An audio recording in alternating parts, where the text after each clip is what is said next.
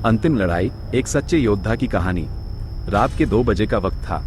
मुंबई के सबसे बड़े और व्यस्त मॉल के बाहर माहौल किसी युद्ध क्षेत्र जैसा था। चारों ओर पुलिस की गाड़ियों की लाल नीली बत्तियां चमक रही थी।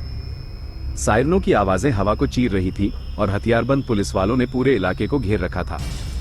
तीसरी मंजिल के एक कोने में शीशे के एक टूटे दरवाजे के पास एक आदमी खून से लथपथ जमीन पर गिरा पड़ा था।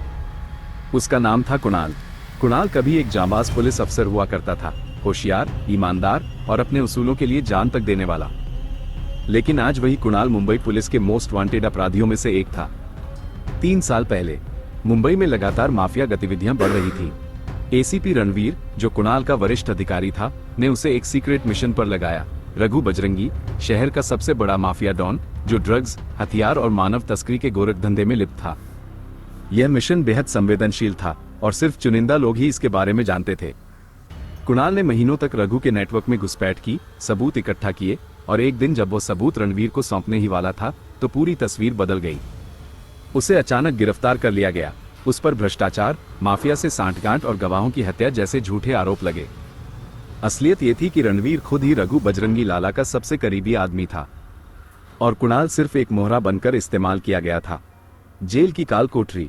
3 साल कुणाल ने जेल में बिताए, लेकिन हर दिन उसके दिल में सिर्फ एक ही चीज जलती रही, बदला। वहां उसने कई बार खुद को खत्म करने की सोची, लेकिन हर बार उसकी आंखों में एक ही दृश्य घूमता, रणवीर की मुस्कुराती हुई धोखेबाज शक्ल। उस मुस्कान को मिटाना उसका मकसद बन गया। रिहा होने के बाद कुणाल ने खुद को फिर से तैयार किया, शारीरिक रूप से भी और मानसिक रूप से भी। उसने अपनी पुरानी टीम के 2 भरोसेमंद लोगों, विशाल और रूही को ढूंढा। रूही, जो कभी टेक एक्सपर्ट थी, अब अंडरग्राउंड हो गई थी। उसी ने मदद की सबूत इकट्ठा करने में।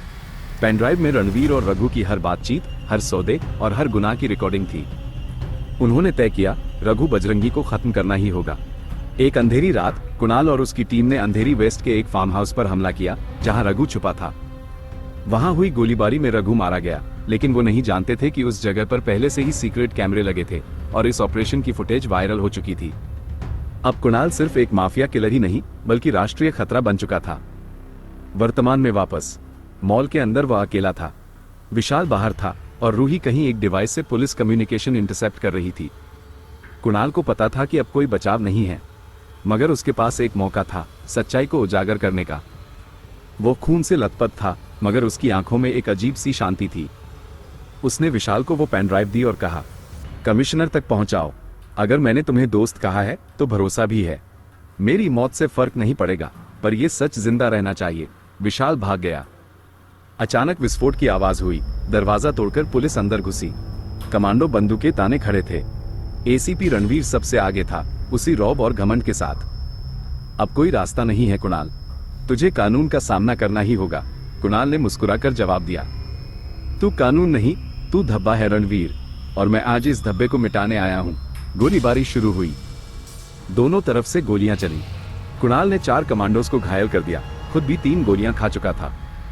उसने अपनी आखिरी ताकत जुटाई और रणवीर को निशाना बनाकर गोली चलाई, सीधे उसके माथे पर।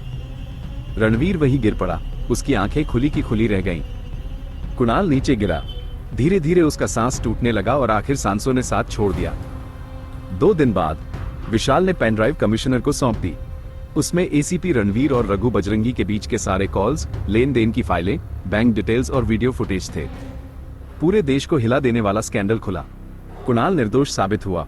अदालत में उसकी बहादुरी को सम्मानित किया गया। सरकार ने उसे मरणोपरांत वीरता पुरस्कार देने की घोषणा की। अंतिम पंक्तियां। कुणाल की कब्र पर एक छोटी सी पट्टी लगी थी।